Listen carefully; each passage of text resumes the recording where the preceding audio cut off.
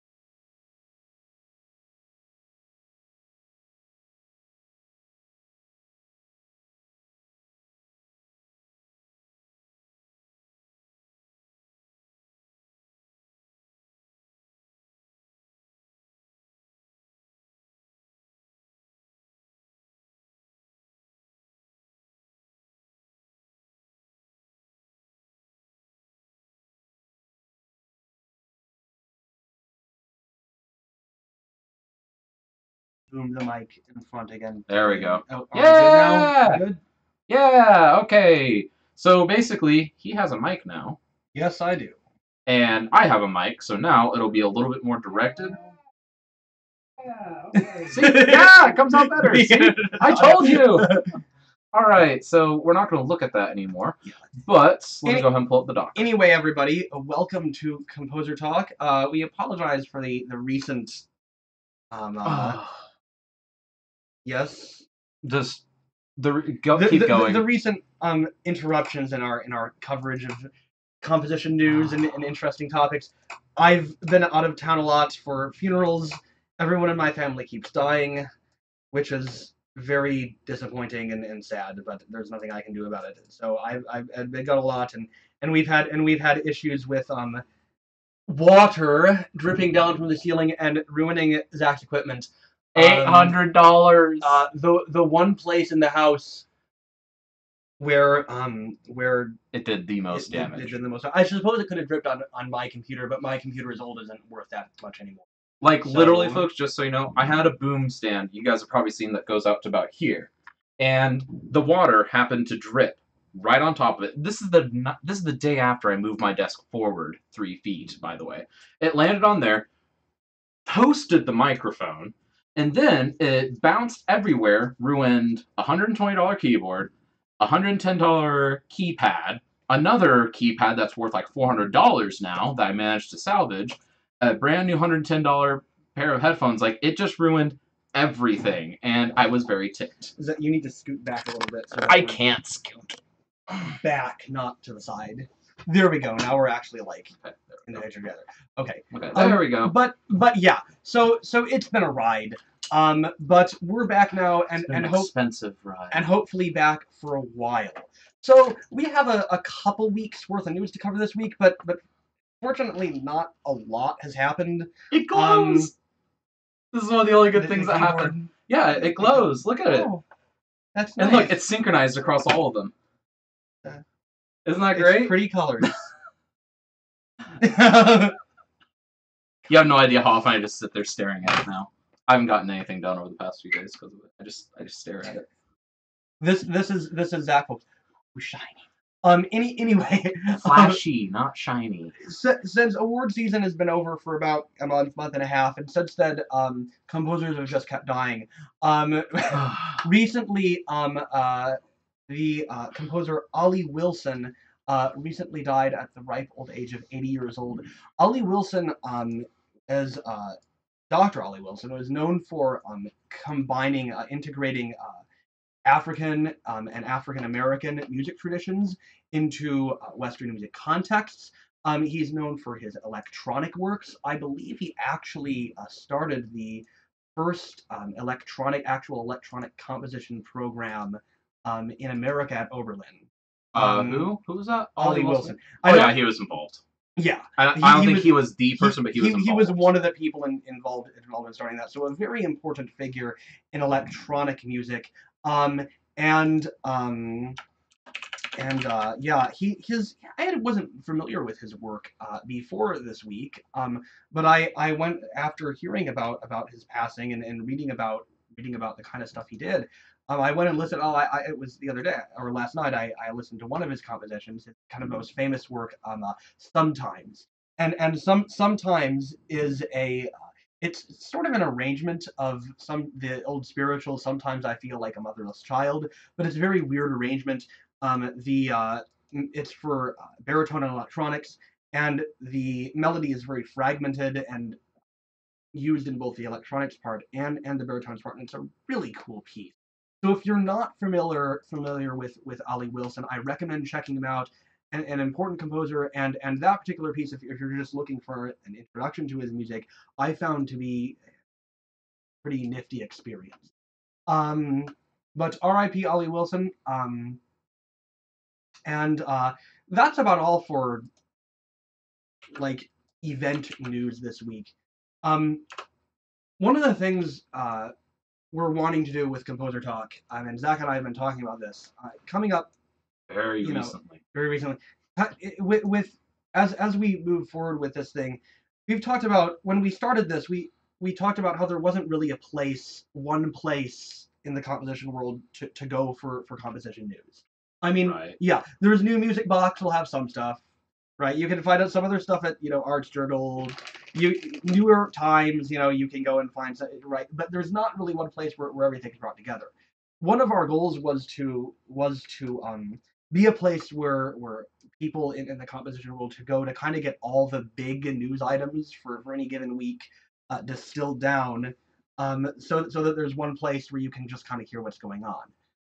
But we're kind of wanting to go keep doing that in the future. So what we want to do is we want to build on that, and we want to actually move to kind of what our end game was from the beginning. And because basically I'll call this, we're doing this as training wheels, because multiple reasons. One, neither of us have been news people before, and two, I mean, I have experience on camera, but Jacob needed to get used to it, and he's used to it now. He's great on camera. I've watched him. He's lovely. I'm watching him right now. You're finally used to it. Anyway, so now that we've kind of moved past the training wheel stage, we do want to move to kind of be a direct news source instead of kind of, I guess, compiling all of them. Right. And one thing we'll do is we'll figure out how we want to do this, but we're going to compile the news ourselves, and we would also like to probably have some place where, anybody that finds something interesting can send it to us or post it to us. Right now, it can obviously be done on Facebook, but I mean, maybe it could be a sub-site under DVC. We haven't figured that part out yet, but definitely stay tuned for that. And that's kind of all I want to say about that. And specifically, what we're wanting to add, because we have been doing the new stuff, but specifically what we want to add is talking about new and interesting works that are coming, being premiered or recently composed in our world, because you can go to, a couple different composition websites and kind of get a good idea of what, the news items are, like so-and-so won this competition or whatnot. But there's not really any place you can go to get a good summing up of everything. Of particularly new works, new pieces that are putting out, operas and symphonies and chamber works and all this. So to begin that on this week, I wanted to highlight 3 new works in the opera world that are getting some coverage in the press by contemporary composers. The first one of these is a piece by Mark Anthony Turnage, who I believe is a British composer, and this piece is an adaptation of Neil Gaiman's book Coraline. For those of you unfamiliar with Coraline, it's kind of a creepy, ghoulish horror book, but it's like for kids. So it's like a scary book for kids. And there was a popular movie made of the book, I think 7 years ago. Was it that long? It's so. 2009. 2009, wow. More than almost 10 years ago. More than almost 10 years ago. I said almost 10 years ago. You said more than almost. Yeah. But Mark Anthony Turnage is adapting this into an opera, and It's good. I forgot. It's probably somewhere in this article, which is up on the screen. What opera company is performing it? I can't remember. I'm actually looking. Yeah. Oh, the Royal Opera. Okay. Mm-hmm. Okay. So it is a British production, and Neil Gaiman is he's from England. I believe he lives in the United States now. So I think this is interesting. I'm not sure, it's going to be performed. Well, it's being performed now. At the Royal Opera. So I'm not sure if or Not when. now. Oh my gosh, that is actually That right is now. now. Yeah, that's It's the 4th of 11 April, minutes it's ago. April 4th. We missed the premiere. It was 11 minutes ago in British time. The premiere was on the 27th of Oh, March. well, it's being performed again 11 Yeah. minutes ago. We missed it. But I'm not sure if or when there will be like a broadcast of this, or it'll come out on DVD. But when you do get a chance to see it, I think it'd be interesting. I haven't seen the movie or read the book Coraline, but I'm kind of familiar with the story, and it could be a fun thing. You know, this isn't on here. But I want to talk about this. This is more of a discussion topic, but it fits into what we're talking about. Opera librettos. What's your take on the current trend in opera writing, where they're adapting popular books or movies and just turning them into operas? So it's like we have the Manchurian Candidate, the opera, or Coraline. Right. Opera. Yeah. Okay, Mm-hmm. So this is something that I had a discussion with a different colleague of mine last year, actually, Mm-hmm. about this. And he mentioned that he thinks the art of libretto is dying, because Mm-hmm. basically the way librettos used to work is you would either commission a writer to write you a libretto based on, let's just say, I don't know, Snow White. Mm-hmm. I want a Snow White libretto. Okay, and then they would take the story of Snow White, they would make it more musical, they'd add more rhymes, they'd turn it into verses and stuff like that. Very basic, and obviously it was frequently changed and interpreted by the composer. And then the other way to do it was kind of libretto texts, and those are basically, hey, I am a librettist, I published this book that has like 20 or 30 of my librettos in it. Mm-hmm. You can and you can go to libraries these days to find these. There are not new libretto books, and it's kind of twofold. One, copyright issues. Copyright wasn't really a thing back then, so you could take, oh, this is a play that's premiered recently. I'm going to make a libretto of that play. And as long as you let the person know, Mm-hmm. you're pretty much in the good. These days, oh my goodness, you get in so much trouble. Yeah. And the rights would cost you so much to publish this book of libretto that it's just not worth it. Like, no author, no even famous author, would be able to sit there and say, okay, I'm going to be a librettist. Because just the astronomical cost of putting that book together would severely outweigh what you would get benefit from it. So that eliminates the book idea. And then for the individual commissioning of them, I mean, I don't actually know if that's a thing these days. Well, it is, because I mean when you're writing an opera like Coraline. No, I'm not talking about from the composer. I'm talking about, like, let's just say the author of Coraline. Right. Like, they did not go to someone and say, hey, can I get you to make a libretto of this in case a composer wants to use it? That's just not a mindset people have. Whereas back in the day, opera was the highest form of art, period. So it was every author's dream to be included in an opera. I don't think that's common. I mean, their writers are commissioned, but it's going to be the composer or the opera company who's and they're going to do it by the work. Which, so and that history in mind, and I mean, opera has always been an adaptational art form, kind of since its inception. I mean, if you look at opera librettos from the Baroque and classical areas, most of them are derived from existing stories. Maybe not most, but a lot of them. I mean, and if they weren't derived from existing stories, they're still often based on very common tropes. I mean, like something like Donizetti's Don Pasquale. It was an original story, but it was based on commedia dell'arte characters. Commedia dell'arte, for those who don't know, is this very stylized, trope-heavy form of theater from Italy in like the 16th, 15th, 16th centuries, and I mean it's basically it's it's an original libretto, but it's not very original. Yeah, yeah. So to me, I guess what I'm wondering to kind of have your thoughts on, and our viewers if they care to give us their input, is does opera need to move beyond this? Because I had a discussion with a teacher back at Drury one time, our voice professor there, and I know we were talking about operas, and he expressed concerns that, well, nobody's really writing original librettos anymore. Everything is adaptations. It's we're all going to take a movie and we're going to make it into an opera, and there's a concern that could be harming the integrity of the art form, or at the very least, not progressing the art form in a very forward-looking way. Um, I don't know. Do you have any particular thoughts? I think we do need to move past it.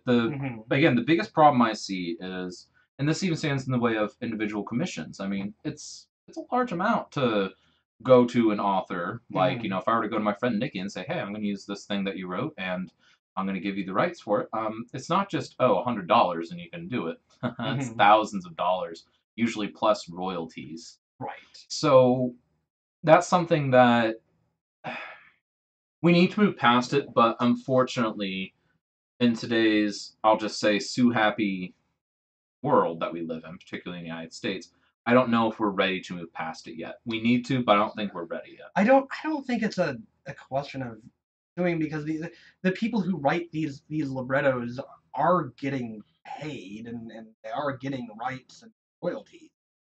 Yeah, but it's per work. For instance, so let's just say I commission you to write an opera. Okay. Right. You are now tasked with, okay, Jacob, I want you to do any story you want.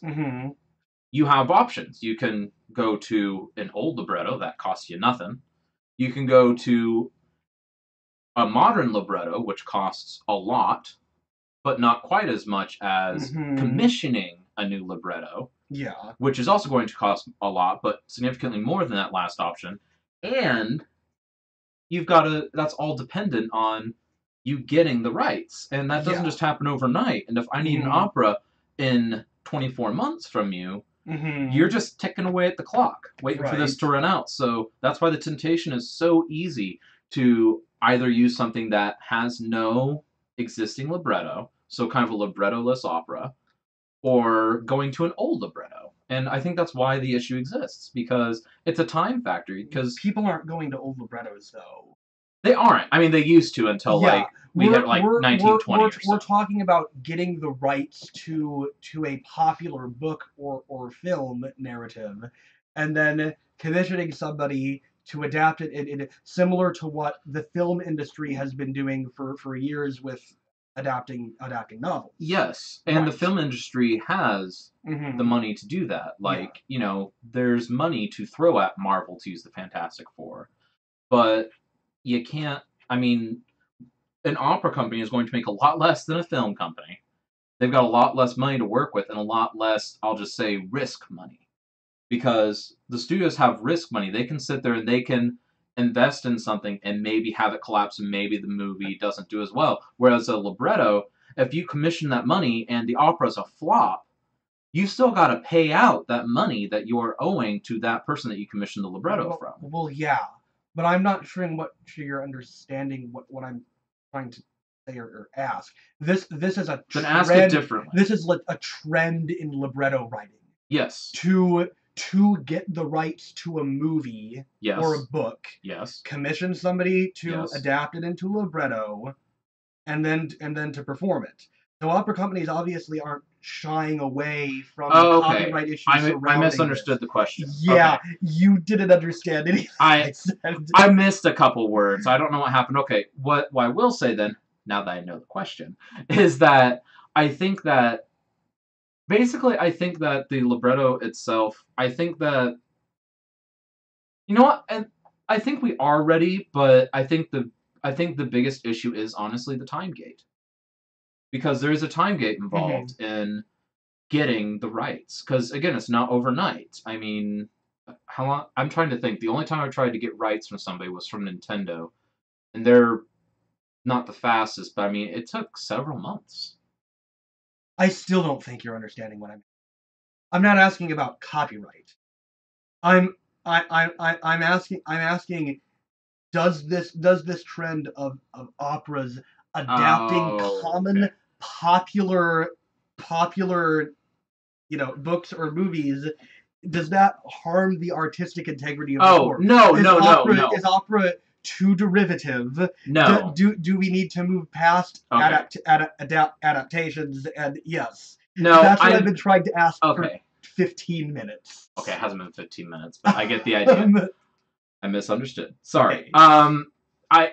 I think it's okay because, I mean, it's not written anywhere that opera has to be big and stoic. Mm-hmm. It's not written anywhere.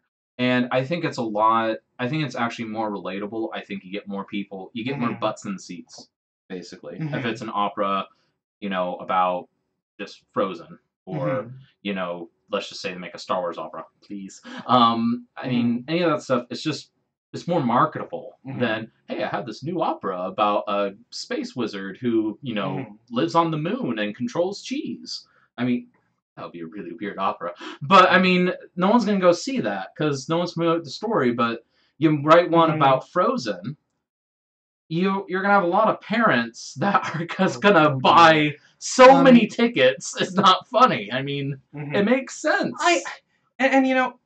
I see where you're coming from, and I do think to an extent, opera's seen in common, in media and by people as kind of this stale art form. And I do think that taking these movies and things and saying, look, an opera can tell these stories and it can tell it well. We had the Shining opera and then the Train Candidate opera and all this. It showing people that opera can be more than just a bunch of old ladies singing. I think is an important thing. At the same time, I want to add a caveat, and that is that you see this in the film industry too. There's a lot of critique of not film in general necessarily, but of Hollywood, that Hollywood's run out of ideas, and that they're just doing adaptations and not really doing anything new or innovative. And I think that on the one hand, adapting these common stories can show people that opera can do more for storytelling than just add music, wash, rinse, and repeat. However, I think there's another angle to that, where if we're not writing original librettos and we're just doing operas that are adaptations, in some sense you undercut the ability of opera to tell its own unique stories, because you're saying, well, it's just essentially a derivative form where we take stories and we do kind of add music. So I think I don't know that there's a thing we could say this is bad or this is good, but I do think that we need to be aware of composers out there. As you might decide to run an opera someday. Think about what you're wanting to do and be aware of the possibility of writing or commissioning an original libretto, because I think that opera as an art form really, I mean, even really for a long time, it's old, but it kind of stayed in infancy for a long time, you know, and it was kind of silly even in the classical and romantic eras, and there's stuff we can do to be more progressive and innovative with opera that hasn't been. So yeah. So I like this next one. Not the second, but the third. I like the third a lot. So get this headline: opera goers so young, the Met adds changing tables and stroller parking. Yeah, there's a new opera out for babies, guys. This is like... This is wonderful! We're getting them when they're young! I love this! I have not heard this piece. I have no idea what it's like. But it's called Bambino. Bambino, with a capital O at the end. Bambino! Yeah, 40 minutes long. And I hate this. In the New York Times article, it says it's scored for 2 singers and 2 musicians. They need to stop doing that. It is scored for 4 musicians, 2 singers and 2 instrumentalists. Bad New York Times.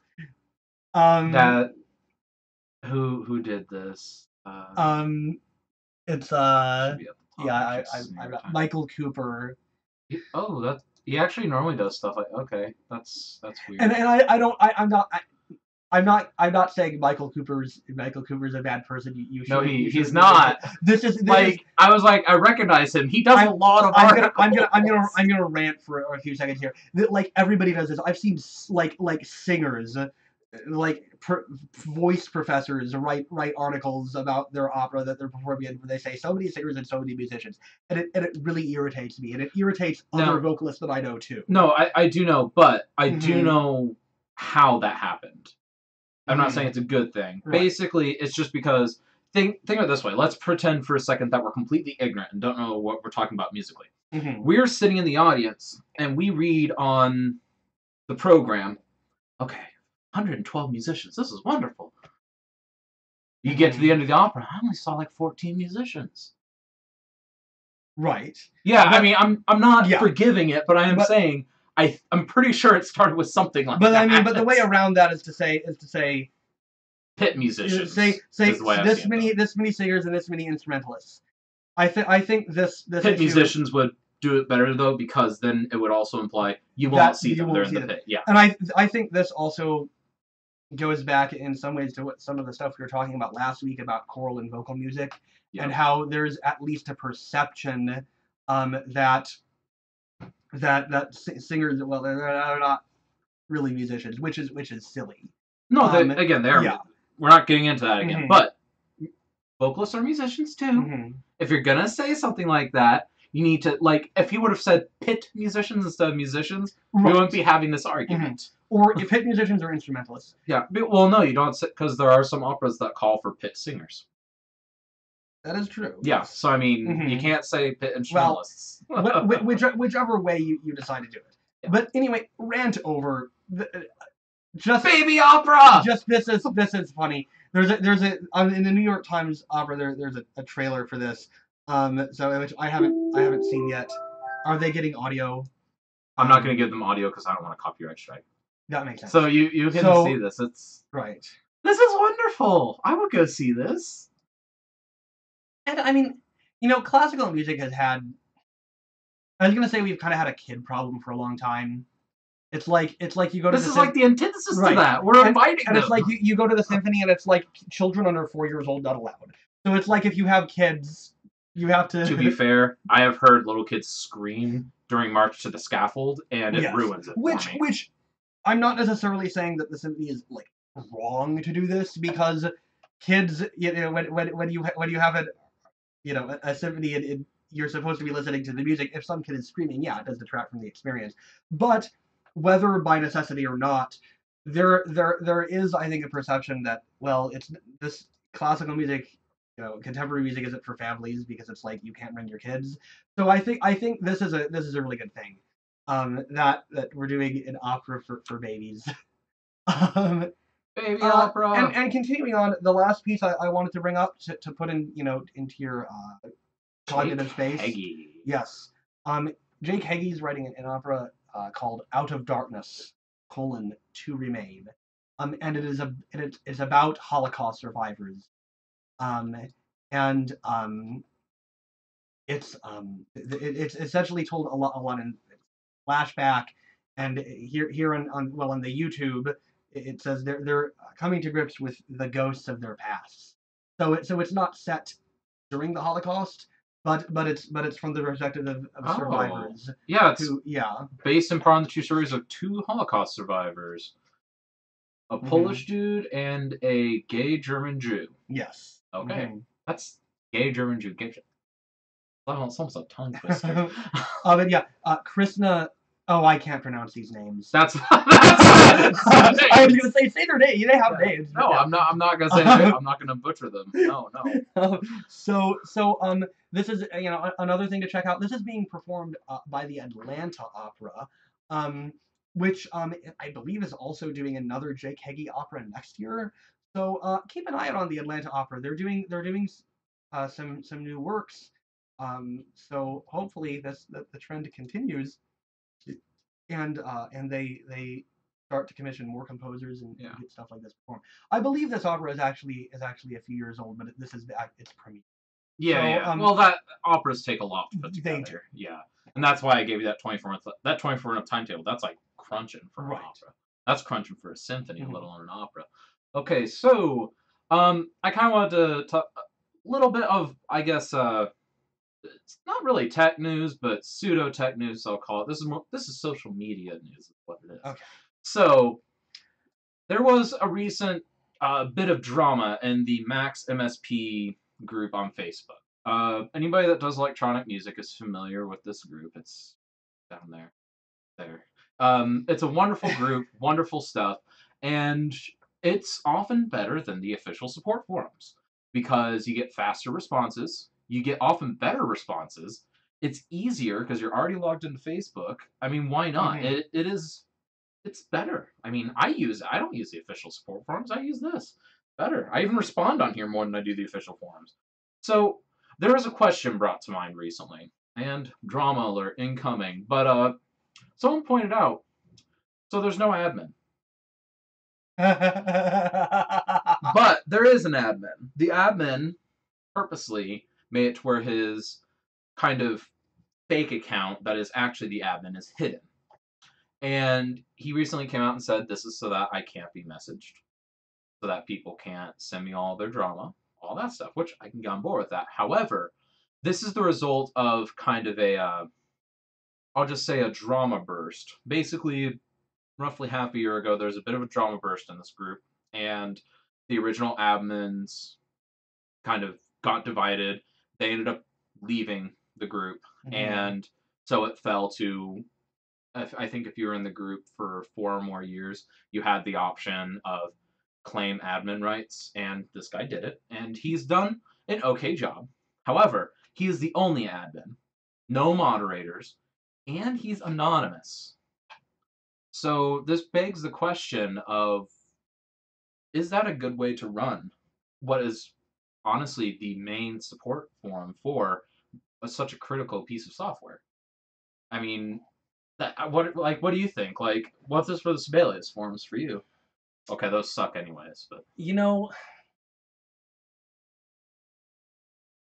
this is it's an important forum, but it's also a Facebook group. right, but it's So- more important than the official forums, honestly. Yeah. Which is the problem. Mm-hmm. So I mean, from if we're looking at this from an ethical perspective, I kind of have a hard time telling anybody like how they should manage their own privacy on Facebook. I do think that it's a little it's a little suspicious that he's anonymous, because I understand not wanting to get all these messages, all this drama from the page. However, if you It's your can't get in touch with the admin, then how do you address problems that are happening on the page? Which is, I'm not a member of this group yet. I really haven't used Max at all yet. But I saw, as you pulled this up, they're putting out a call for moderators. That was as a result of a right. big Mhm. post about it. Yeah, and I think if the admin does want to remain anonymous, then that's probably what they have to do, because there has to be somebody you can contact. Now, I think you can make the argument that if this guy didn't want to deal with the problems on the page, he shouldn't have claimed admin rights to begin with. That is and,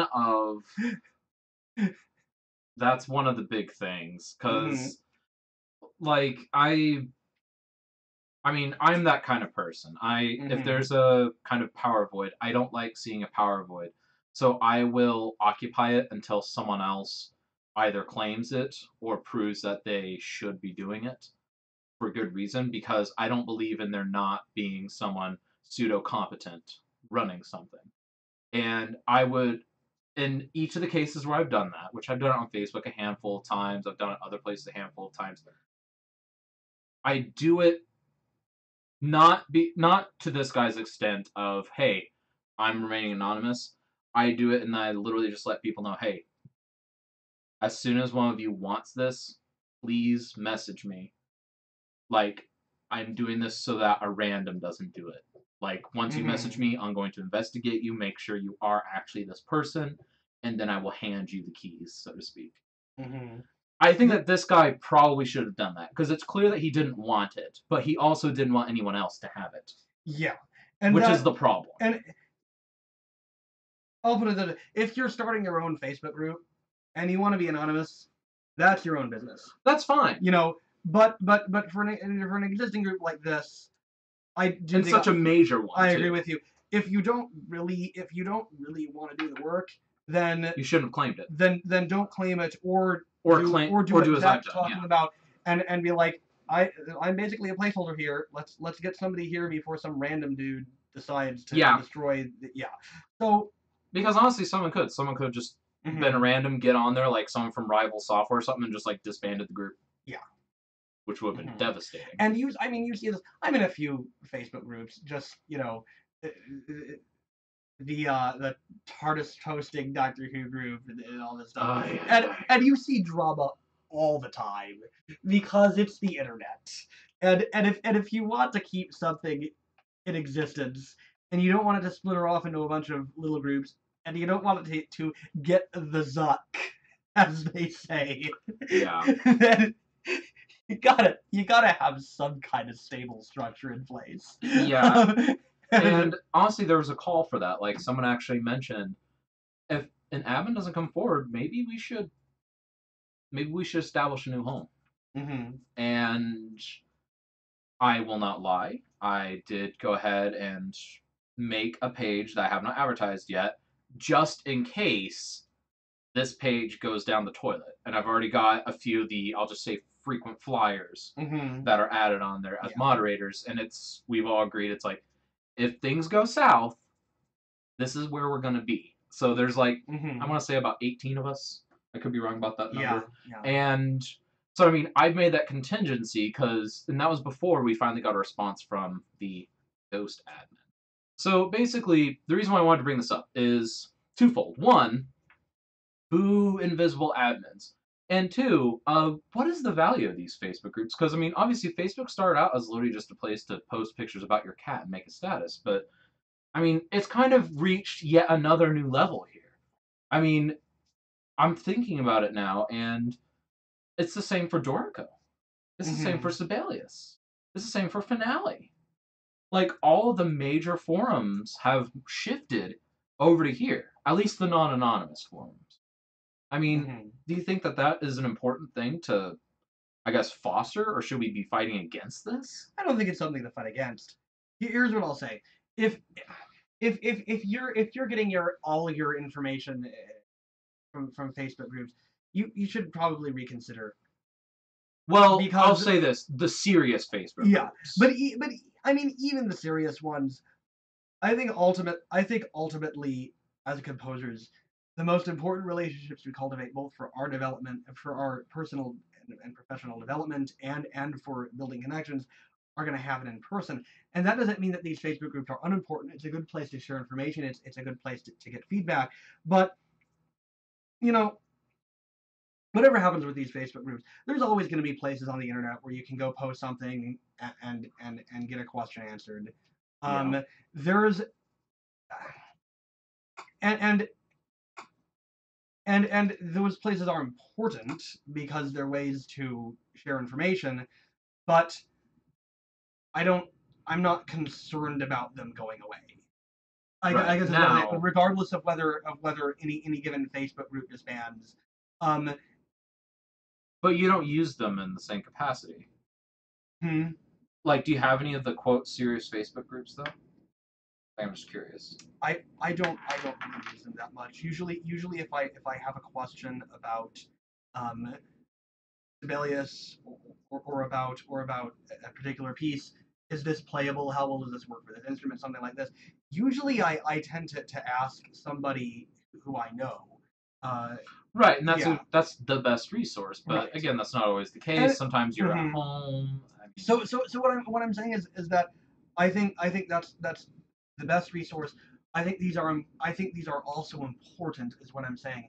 Okay. But I'm not particularly concerned about the health, or of any given Facebook group as a non-member, right? As somebody who's just kind of looking at this as an interested person in the field, because regardless of what happens to Max MSP Facebook group, there might be a gap for a couple months while people organize themselves in their venue, but these places to get online feedback aren't going away. Now, is what I'm saying. There's one other thing that I failed to mention. There are archived at this point resources in this group in particular, and even in Orchestration Online, that are more valuable than the resources that are on there. And if this group were to disband, we would lose that information forever. Which, to me, kind of shows, hey, maybe if it's important, maybe you should save it. But also, there should probably be a way to, even if you're an admin, you can't download the contents of a Facebook group. There's no way natively in Facebook to do that. There's a third-party way that's technically illegal. www.internetarchive.com. I'm not sure how that works with. It doesn't work with this because this works different. I do know what you're talking about. Yes. And that works for more static pages. Like it'll work, for instance, on ZachDaniels.com, but it won't work on Polyphony. No, I mean, there's always screenshot, scroll down, screenshot. Right, but that would take a very long time because I did a very rough calculation.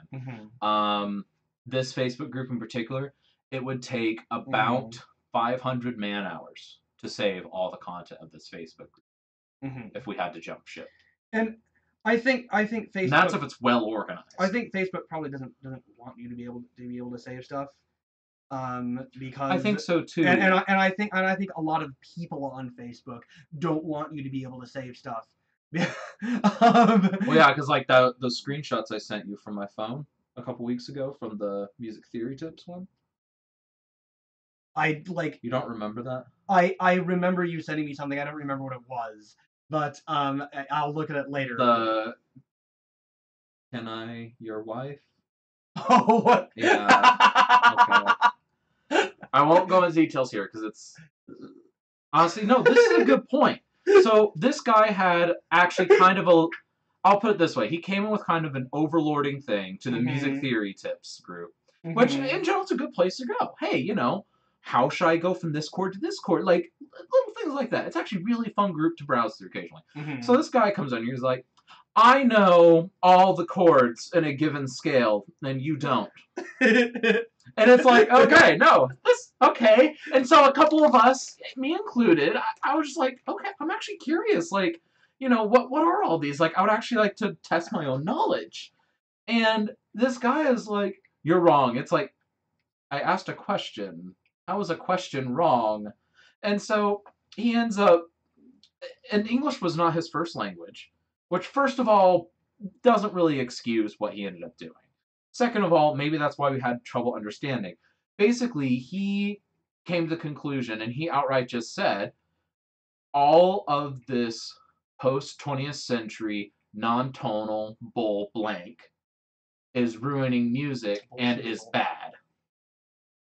That's basically how I can describe what he said during the comments. And that's something that I responded to, and I was just like, all my most successful pieces are either atonal or very extended tonality.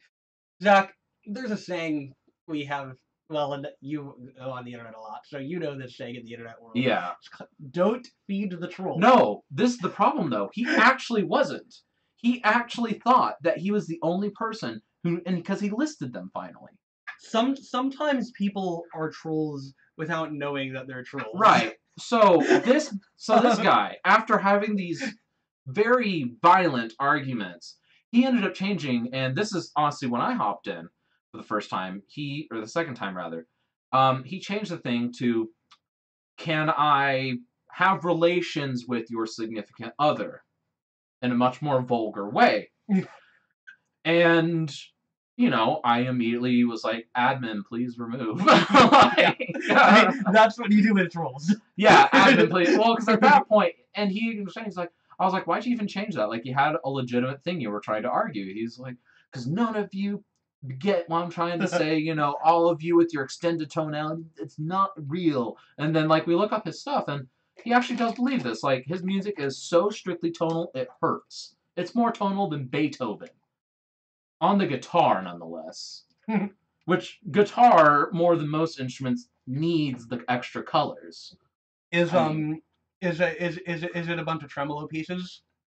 No, it's just like bum dun dun bum, I ba, hate tremolo pieces dun, for guitar. dun dun dun dun dun dun. Like it's very simple. I mean, it's not bad music, but I don't know. So I guess that's the other side of the spectrum. Of yes, you can get that in a Facebook group, and obviously get rid of those people, 100%.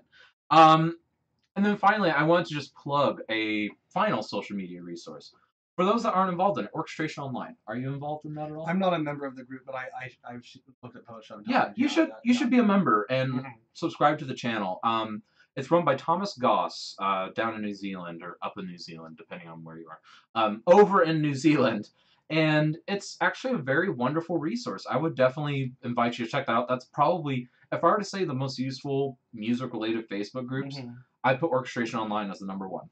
If I were to be completely honest. And like I said, I'm not a member of the group right now, but I see posts from it sometimes and I've been there, and it's useful. Yeah, and it's a very very solid group. And for funny Facebook pages, check out poor and or unaesthetic memes, unaesthetic art music memes for placeholder teams, and Yeah.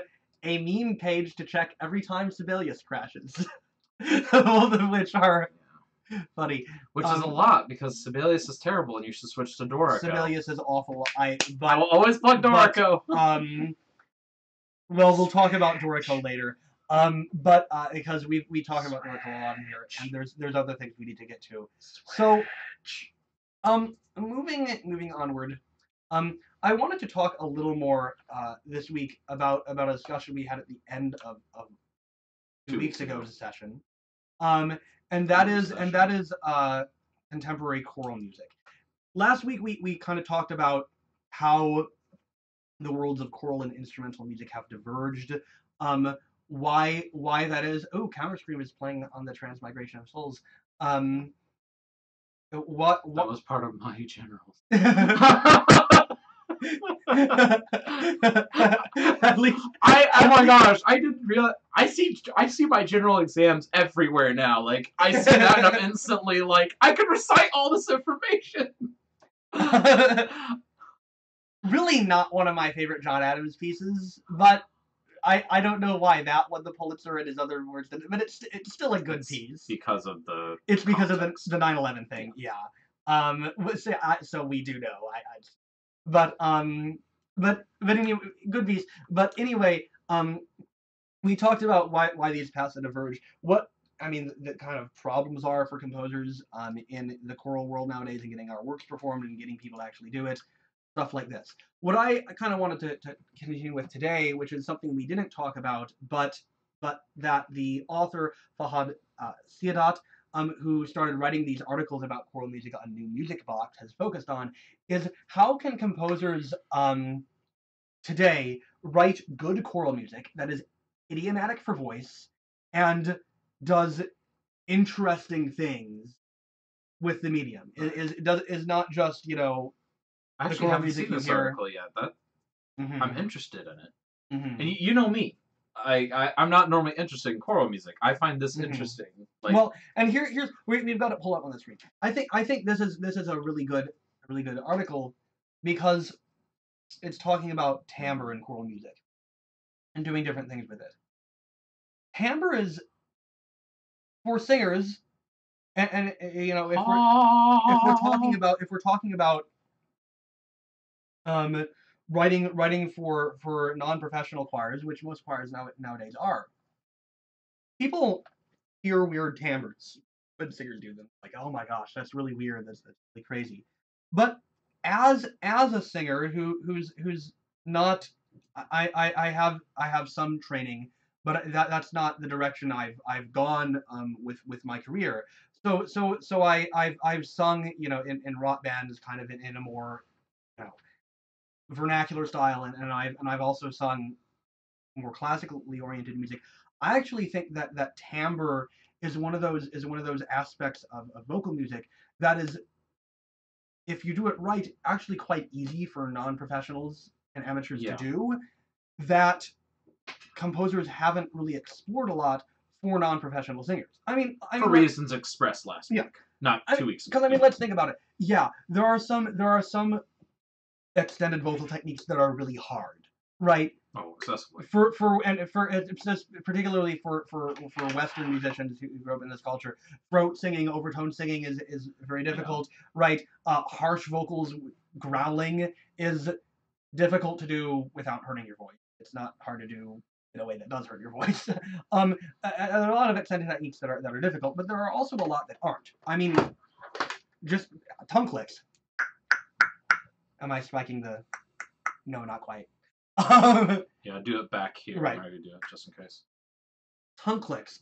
Switching from a Oh, doing the teeth singing thing. Because like the closer you bring it, the more of a buzz you get. singing with the mouth closed, because you can actually make words, and you will hear, and you can do it with a text, and you will hear the vowels. Right. Even stuff, and going to a more advanced technical I'm level. learning. For singers who may be a little more advanced, but things that still aren't terribly difficult, switching from a nasal tone to a more full tone. Oh, sorry. Yeah. Oh my God. Yeah, that's something that's maybe not anyone could do just by listening to it, but once you have some basic knowledge of the technique, is rather easy to do. And yeah, the guy in this article talks about Meredith Monk. Her work. And you hear a lot of works. Well, actually, no. There's actually something cool you can do too. Mm-hmm. Oh, and B flat. I don't have perfect. Match this. Do a lower one. Now hold your nose. Hold your nose while doing it. Lean your head back, and then do this against your throat lightly.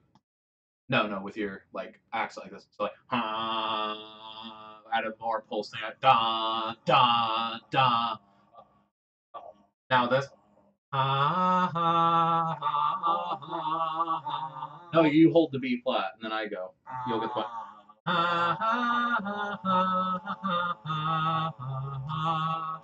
What we just did is something that my choir did in high school. It's imitation of Scottish Highland bagpipes. Right. That you can do with your human voice. Yeah. Is it that's so cool? You can do all kinds. You technically need 3 to get because you need the second beat. You get the idea. You can do all kinds of. I mean, if you're sustaining a pitch, right, instead of just going So you could do whispers too. Okay, and so you hear this a lot in works for contemporary professional ensembles like Roomful of Teeth and stuff, but you don't hear it a lot in works for non-professional or collegiate choirs, and I think that's a shame. Because I think so too. Yeah. And I think this is a place where composers can learn a lot from. I can't believe I'm saying this, but a cappella music. I don't like most a cappella music. Just disclaimer here, but there's something, but I think a cappella music has become very popular, especially on college campuses, and I think there's something we can learn from its popularity and from the techniques used. Where a lot of a cappella singers, these aren't professional singers. These are people who love to sing and are in their a cappella ensemble and are doing things like imitating instruments, doing things that are rhythmically complex, doing non-standard techniques. Right. And it's something, and I mean, a cappella music, it actually evolved out, and at least in part from classical, experimental choral writing. So I think that's something we can learn from, learn how to write music that's accessible to performers that uses some of these. I agree. I mean, and this is something that I was like, I'm perfectly aware of all these techniques, but I think what this article, I mean, again, I've just read about half of it. While sitting here and chatting and showing Jacob how to be a bagpipe. But what this article does just show that you need to actually combine them because I mean, if you just throw in, oh, this is a regular singing piece, but sometimes you whistle, or but sometimes you sing through your teeth and get a buzz. That's cool, but what do you do with it? How do you layer it? I mean, because yeah, it's an interesting sound, but what can you do with that sound is what's really important. That seems to be what he is talking about here. Does that jive with what you're getting from it? And yeah, I think that's an important caveat that you can't just write a regular piece and throw in and now we're going to do something weird. You have to It's be like throwing jet whistle into a flute piece without Right. knowing how to do it. You have to be consistent with your musical language and do things that make sense. But yeah, if you're doing it the right way, I think this is an excellent way to write interesting music that's accessible. Now, this does come with a small caveat that I will add that yes, this does make it more accessible to, I'll just say, non-professional, like undergraduate college groups. But I would still say that you can't quite do that with the average high school choir. It depends. And average. I think average. I agree with you. But I think I think average high school choir tends to be more determined by what the director is willing to do than what by the kid. Because the kids, if you motivate them the right way, they'll do pretty much anything you ask them to.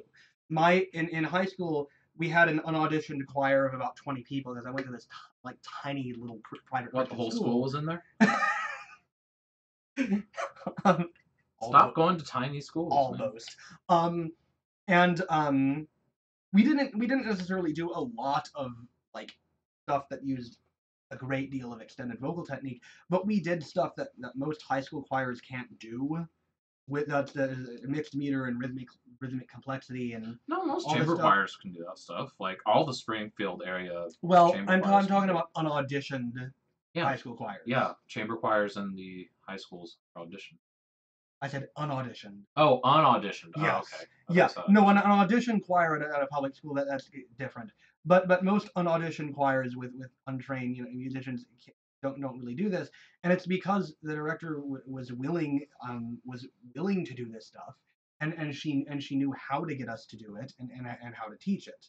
So I think it in large part depends on the director, depends on the conductor, and that goes for college ensembles too. Honestly, a lot of ensembles won't do this kind of stuff because so yeah, you still have to deal with some ingrained prejudices against contemporary music in the choral world, and that it exists in the instrumental world too.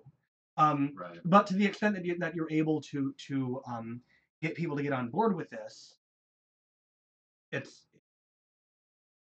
one. Were you about to say something? Oh no, I just thought I just misread one of the titles in the sidebar. Oh. Yeah. One thing, we have a couple minutes left. One other thing I wanted to bring up really quick on this topic before we have to go. Polyphony. So much choral music today, and this guy, the guy who's written these articles has written about something about polyphony, polyphonic techniques. But so much choral music today is chord. And there's nothing wrong with writing homophonic music. But I think theorists such as Schenker have shown, convincingly that the music of really good composers like Mozart. I know a thing or two. Yeah, I know. Like Mozart wrote a lot of music that was homophonic, right? But that music still has a polyphonic basis. As also polyphonic music must also be homophonic. Yeah, if you're paying attention to harmony. It's a two-way street. I'm not going to get into the polyphony or harmony debate, but I think that a lot of choral music nowadays doesn't give due attention to counterpoint. And I think that's very true. I think that part of it is just lack of will to try, and I think the other part is continually kind of cutting it down so that the lowest common denominator can do it. And I think that is not the composer inside, but the businessman inside, the people that are writing these pieces. Because if you can double the amount of choirs that, or even triple or quadruple the amount of choirs that will give your piece a serious read, just by reducing the difficulty by like 10% by having less polyphonic areas, or maybe only have one truly polyphonic section, Mm-hmm. then you're gonna do it. And- because your piece will get played more Mhm. people are gonna request your music, you're gonna make more Mhm. money. And I don't think it's just. I think that is true, but I don't think it's just business. Though I think it's also aesthetic underthinking. Yeah. If you listen to the music, and if you listen to the music of Whitaker and Shank and Lordson, it tends to kind of be like this. And I'm not saying that all these guys' music is bad. I think Morton Lordson in particular knows what he's doing. But it's more this trend to write music like that in the choral world, where it's aesthetically it's like cool color chord, and because there's not a lot of attention given to the contrapuntal structure of the work, it ends up just being color chords that they sound cool, but they don't have a lot. They don't have a. It doesn't. The piece doesn't end up having a lot of musical integrity. So I don't necessarily think that the people who write this way are just thinking this is I gotta write. So, I don't think it's just that, but I do think it's partially that. Yeah. I would say Mm-hmm. I would say 50-50. Yeah, and obviously we can't know any given composer's thought process. And they're not going to tell Right. us, But are they? for both of these reasons, because they're trying to be accessible and because they maybe haven't thought out their compositional process as well as they should. A lot of choral music is like this. So if you're we have to wrap up because I have a rehearsal to go to and we're out of time. Well, and I have a. And you have a lesson, but by the way, I have 3 lessons left in my education. For you, that's like the shock of almost being done. For me, that's like the shock of, oh crap, I have barely any time left in the semester. I haven't done anything. Well, and that's the beauty of it, because you know what else? What? I don't have juries this semester. That's true, because you did your lecture recital. Sorry, that's it. So, anyways, we didn't get quite as far down as we wanted because we had some interesting discussions about the social media aspect and the operas, which we felt were very important to address. Mhm. And then also just kind of our future and how we're going to start steering this ship, not necessarily changing course, but we're more just going to line up properly because, the training wheels are going to be off now. I've got Jacob used to being on camera. Seriously, Jacob, compare your first couple of rounds to today and the last time, you'll notice a significant difference. It's wonderful. Hooray. And now that our training wheels are off and we're comfortable being the broadcaster duo-ish thing, we're going to move forward and we're going to start doing, I'll just say, original news. And the only caveat of that is that more of it might look a bit more like today, where there's only one slightly shorter discussion topic than our usual, because we've gone on for 30 minutes on one discussion topic before. That might be something that suffers slightly. No, I don't mean remove, but it might get shortened a little bit. But and it'll depend on the week. Some weeks we won't have a lot of talk about news-wise. Some weeks it might be mostly just news and talking about what's going on. Yeah, but it will all be relevant stuff. We're not just going to say, so, Mozart's Fidelio, is it still relevant today? No one wants to hear, okay, I like Fidelio, but in general... Mozart didn't write Fidelio. He didn't write, I was talking about Beethoven, my bad. You don't like, you tell me you hate Fidelio. I was trying to make a joke. It didn't work, though. Okay. Alright, anyways. Anyway, we're out of time, so peace out. That's Zach's line. Peace out. Send us your hate mail. We will catch you next time on Composer Talk. Stolen. I'm used to saying it after every broadcast, whether it's this broadcast or game stuff.